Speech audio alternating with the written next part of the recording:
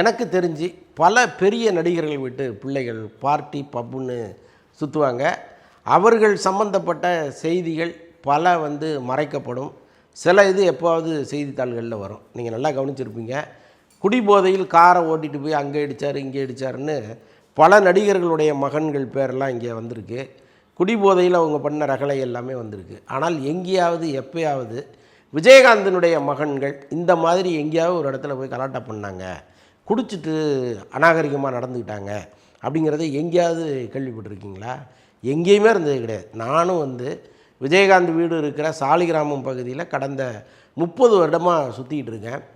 எங்கேயுமே அவர்கள் குறித்து ஒரு தவறான செய்தி வந்ததே கிடையாது. தன்னுடைய பிள்ளைகளை அவ்வளவு ஒழுக்கமாக வளர்த்தார் விஜயகாந்த். ஒரு சம்பவம் ஒன்று சொன்னாங்க.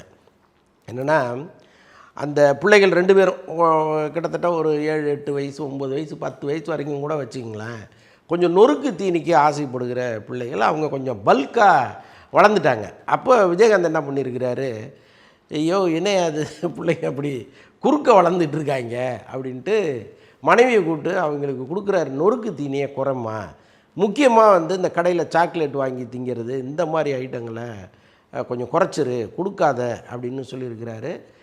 வீட்டில் கொஞ்சம் ரெஸ்ட்ரிக்டாக இருந்துட்டாங்க. கார் டிரைவரை கூப்பிட்டு இந்த மாதிரி பசங்களுக்கு கண்ட தீனியை வாங்கி கொடுக்காதீங்க, ரொம்ப அவங்க பல்க் ஆகிட்டே இருக்காங்க அப்படிங்கிற தகவலை சொல்லியிருக்கிறாரு.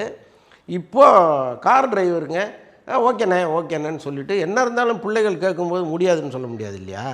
ஒரு நாள் விஜயகாந்த் வீட்டில் இருக்கும்போது அந்த பிள்ளைங்க 2 பேரும் காரை விட்டு இறங்குறாங்க. 2 பேர் கையிலையும் இவ்வளோ பெரிய சாக்லேட்டு. அவ்வளோதான், ஏதோ ஒரு வேலையாக இருந்தவர் அந்த பிள்ளைகளை அடிக்கிறதுக்கு ஓடி இருக்காரு. அப்புறம் டிரைவரை கூப்பிட்டு கண்ணா அப்படின்னு தட்டி அவ்வளோ பேரும் இருந்திருக்காங்க. அவர்கிட்ட எந்த அளவுக்கு ஒளிவு மறைவு இல்லைன்னு பாருங்களேன். இப்போ பல பேர் என்ன பண்ணுவாங்கன்னா, இந்த மாதிரி ஒரு சந்தர்ப்பம் வரும்போது அப்படி கண்ணை காட்டி அப்படிம்பாங்க, பிள்ளைய வீட்டுக்கு அனுப்பி உள்ளே நான் கண்டிக்கிறேன் அப்படின்ட்டு, மற்றவங்களுக்கு தெரியக்கூடாது. ஆனால் இந்த மதுரை மண்ணுக்கே உரிய ஒரு இயல்பு தன்மை அவர்கிட்ட மாறவே இல்லை. அதனால தான் அவ்வளோ பேருக்கு முன்னாடி அந்த பிள்ளைகளை அடிக்கலாம் ஓடி இருக்கிறாரு. அதை இப்போது ஒருத்தர் சொல்லிகிட்டு இருந்தார், ஒரு பிள்ளைகளை எப்படி வளர்த்தாரு அப்படிங்கிறதுக்கு. செல்லம் தேவை, அதே நேரத்தில் அந்த செல்லம் தவறான ஒரு பாதைக்கு அவங்கள கூட்டு போகும்னா நிச்சயமாக செய்யக்கூடாதுங்கிறதுல விஜயகாந்த் உறுதியாக இருந்தார். நான் ஏன் இவ்வளவும் சொல்கிறேன் அப்படின்னா, இன்று திரைத்துறையில் இருக்கிற பல நடிகர்களுடைய குழந்தைகள் ஒழுக்கமாக வாழ்கிறார்களா வளர்கிறார்களானா இல்லை, அதில் இந்த 2 பசங்களுக்கும் சரியான சர்டிஃபிகேட்டை கொடுக்கலாங்கிறத சொல்ல வரேன். அதில் ஒருவர் நடிகர் ஆகிட்டார், நிச்சயமாக எதிர்காலத்தில் ஒரு மிகப்பெரிய இடத்தை பிடிப்பார், அதில் ஒன்றும் சந்தேகமே இல்லை. ஏன்னா விஜயகாந்த் மறைவுக்கு பிறகு பல நடிகர்களுக்கு அந்த குழந்தைகள் மேலே, அந்த பசங்க மேலே ஒரு தனி அன்பு வந்திருக்கு. நாம் நம்முடைய கடமையை சரிவர செய்யாமல் விட்டுட்டோமோங்கிற வருத்தமெல்லாம் இருந்திருக்கு. ஸோ அதனால தான் விஜய் சேதுபதி ஒரு வாக்குறுதி கொடுத்தாரு, ராகவேந்திர அரசு ஒரு வாக்குறுதி கொடுத்தாரு. இவங்க எல்லாமே அதை கண்டிப்பாக செய்யணுங்கிற ஒரு முனைப்பை காமிக்கிறாங்க. விஜய் 69 படத்தில் நிச்சயமாக சண்முக பாண்டியனுக்கு ஒரு ரோல் கொடுப்பாருன்னு நான் நம்புகிறேன். அந்த படத்தினுடைய, அதாவது இப்போ சண்முக பாண்டியன் படை தலைவன் ஒரு படத்தில் நடிச்சிட்டு இருக்காரு. அந்த படத்தினுடைய ஆடியோ லான்ச்சுக்கு நான் வர்றேன், நேரடியாக நான் இந்த ட்ரெய்லரை வெளியிடுறேன் அப்படின்லாம் அவர் சொல்லியிருக்கிறார். ஸோ அந்த அளவுக்கு சண்முக பாண்டியன் மீதும் விஜயகாந்த் குடும்பத்தின் மீதும் ஒரு பேரன்பு வச்சுருக்கிறார் விஜய். இப்போது இதற்கப்புறம் நிச்சயமாக அவர் ஒரு இடத்த பிடிப்பார். அரசியலில் விஜய் பிரபாகரன் ஒரு இடத்த பிடிப்பார் அப்படிங்கிற ஒரு விடிவெள்ளி அப்படி ஸ்டார்ட் ஆகி டக்குன்னு அணைஞ்சிருச்சு. அதுதான் இன்றைக்கி ஒரு மிக முக்கியமான விஷயமாக பேசப்படுது. ஒருவர் தேர்தலில் நிற்பதும் தோற்பதும் ரொம்ப ரொம்ப இயல்பானது. அது அங்கே ஓட்டு போடுறவர்களுடைய மனநிலையை பொறுத்தது தானே அது. அதில் ஏதாவது தில்லுமுள்ளு நடந்துருச்சா அப்படின்லாம் அவர்கள் வீட்டில் சொல்கிறாங்க. பட் அது எந்த அளவுக்கு சரி தவறுன்னு நமக்கு தெரியல. இருந்தாலும் அவர்கள் சொன்ன விஷயத்தை நம்ம அந்த மக்கள் பார்வையில் வைக்கணுங்கிறதுக்காக நான் சொல்கிறேன். விருதுநகரில் வாக்கு எண்ணிக்கை நடக்கும் பொழுது என்னுடைய மகன் திட்டமிட்டு வஞ்சிக்கப்பட்டார் அப்படின்னா அவங்க அம்மா ஒரு விஷயத்தை முன்வைக்கிறாங்க. இப்படி பொதுவெளியில் அவங்க அப்படி போகிற போக்கில் சொல்லலை, அதற்கு ஆதாரமாக சில தகவல்கள்லாம் சொல்கிறாங்க. கலெக்டருக்கு ஒரு அழுத்தம் தரப்பட்டது. ஒரு கட்டத்தில் கலெக்டர் வெளியில் எனக்கு பயங்கர ப்ரெஷராக இருக்குது, நான் செல்ஃபோனை ஆஃப் பண்ணி வைக்க போகிறேன்னு சொன்னார். செல்ஃபோனை ஆஃப் பண்ணி வச்சுருந்தாருங்கிற தகவலை ப்ரெஸ் மீட்டில் சொல்கிறாங்க. அப்புறம் என்ன சொல்கிறாங்கன்னா, 13 சுற்று வரைக்கும் ஓட்டு எண்ணிக்கை நடந்துச்சு. அதற்கப்புறம் 2 மணி நேரம் ஓட்டு எண்ணிக்கையை நிறுத்திட்டாங்க. அதற்கப்புறம் 18வது சுற்றுலேருந்து தான் எண்ண ஆரம்பித்தாங்க. இதில் ஒரு 2 மிஷின் வேலையே செய்யலை அப்படின்லாம் பயங்கரமாக அடுக்கடுக்காக குற்றச்சாட்டுகளை வைக்கிறாங்க. ஆக மொத்தம் அவங்க சொல்ல வர்றது என்னென்னா, சிட்டிங் எம்பியான மாணிக் தாக்கூரை வெற்றி பெற வைப்பதற்காக தலைமையிலிருந்து வந்த உத்தரவு அது. அந்த உத்தரவின் அடிப்படையில் விஜய் பிரபாகரன் பழிவாங்கப்பட்டிருக்கிறார். அவர் நியாயமாக வெற்றி பெற்று விட்டார். அதை இவங்க மறைச்சிட்டாங்க. ரீகவுண்டிங் பண்ணணும், நான் நீதிமன்றத்துக்கு போவேன் அப்படின்னு பிரேமலதா சொல்கிறாங்க. இது எந்த அளவுக்கு சாத்தியம் அப்படின்னு நமக்கு தெரியல. ஏன்னா இந்தியா முழுக்க தேர்தல் நடந்திருக்கு. இன்றைக்கி ஒரு இழுபறியான முடிவுக்கு மோடி வந்திருக்கிறாரு. பெரும்பான்மை அவங்க வந்துட்டாங்க, அவங்க கூட்டணி வந்துருச்சு, அவர் தான் பிரதமர், அதெல்லாம் வேறு. ஆனால் நிதிஷ்குமாரையும் சந்திரபாபுவையும் இணைத்து கொண்டு தான் இந்த அமைச்சரவை நடக்கும், இந்த ஆட்சி நடக்குங்கிற ஒரு முடிவுக்கு வர வேண்டிய சூழ்நிலைக்கு அவர் தள்ளப்பட்டிருக்கிறார்.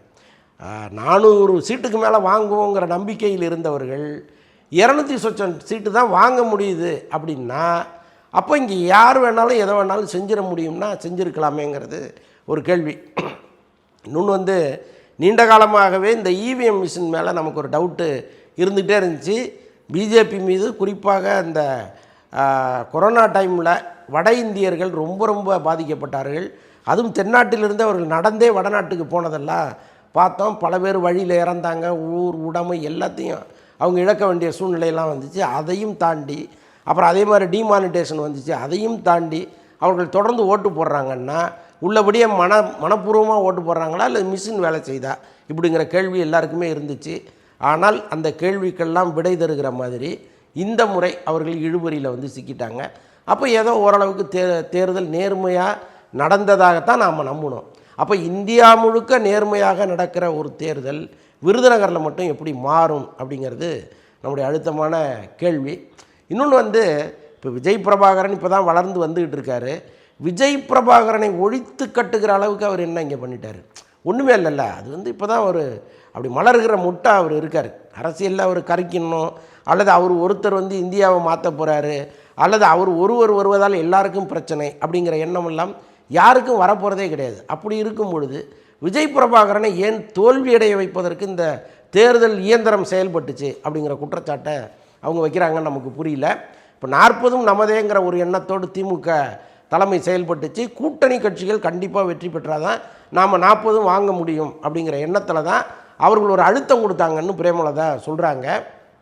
தேர்தல் முடிவுகள் வரத்துக்கு முன்னாடியே 40 தொகுதியில் நாம் ஜெயிச்சிட்டோன்னு எப்படி முதலமைச்சர் சொன்னார் அப்படின்லாம் அவங்க கேள்வி கேட்குறாங்க.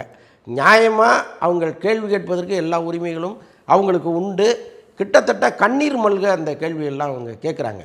விஜய் பிரபாகரன் வெற்றி பெற வேண்டிய ஒருவரை திட்டமிட்டே சதி பண்ணிட்டாங்க அப்படின்னு தொடர்ந்து அவங்க குற்றச்சாட்டு வச்சுக்கிட்டே இருக்காங்க. அதே நேரத்தில் நான் இப்போ ஏற்கனவே சொன்ன மாதிரி இந்த இன்னொரு கேள்வியும் துணை கேள்வியாக வந்துக்கிட்டே இருக்குது. இப்படி பண்ண முடியும் அப்படின்னு தெரிஞ்சால் இப்போ இந்தியாவில் யாரெல்லாம் இப்போ பல பேர் பல பெருந்தலைகள்லாம் உருண்டு விழுந்திருக்கு. இவங்கெல்லாம் தோப்பாங்க அப்படின்னு யாருமே சொல்ல முடியாது. அவங்கெல்லாம் தோற்றுருக்குறாங்க.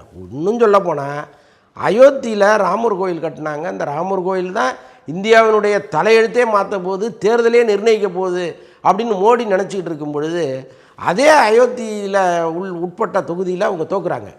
அப்போ அது ஒரு பெரிய ப்ரெஸ்டீஜ் ப்ராப்ளம். நமக்கு எங்கே தோற்றாலும் பரவாயில்ல, ஆனால் இங்கே தோக்கக்கூடாதுன்னு ஒரு முடிவை அவங்க எடுத்திருந்தாங்கன்னா, தேர்தல் ஆணையத்துக்கு ஒரு அழுத்தம் கொடுத்துருந்தாங்கன்னா, இப்போ எப்படி விருதுநகரில் செஞ்சாங்கன்னு பிரேமலதா சொல்கிறாங்களோ இதை அங்கே செய்ய முடிஞ்சிருந்ததுன்னா அவங்க செஞ்சுருப்பாங்களே.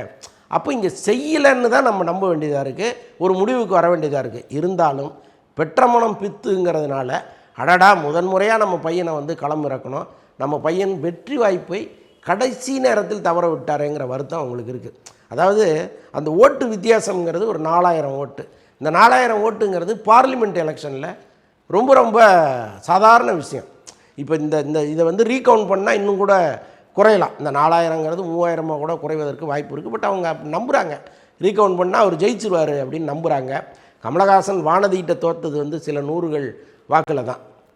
அப்படி இருக்கும் பொழுது அதை நம்ம சரின்னு ஒத்துக்கிட்டோம்.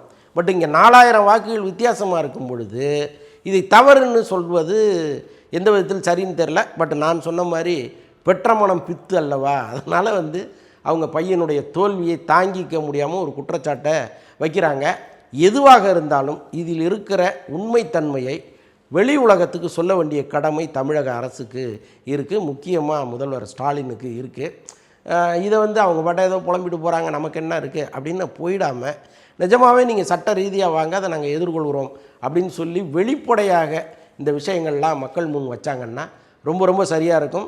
உள்ளபடியே விஜய் பிரபாகரன் இங்கு வஞ்சிக்கப்பட்டிருக்கிறார், அவர் தான் வெற்றி அடைந்தார் அப்படிங்கிற ஒரு சூழ்நிலை வந்துன்னா நிச்சயமாக அந்த தீர்ப்பை ரொம்ப ரொம்ப சீக்கிரம் சொன்னால் நல்லாயிருக்கும். ஏன்னா இங்கே தீர்ப்புகள் எப்போவுமே எப்போ வருதுன்னா, அவர் வந்து தேர்தலில் 5 வருஷம் வந்து இப்போ வெற்றி பெறுறார் ஒருத்தர், தோல்வி அடைந்தவர் அவர் வெற்றி செல்லாதுன்னு ஒரு வழக்கு போடுறாருன்னு வைங்களேன்.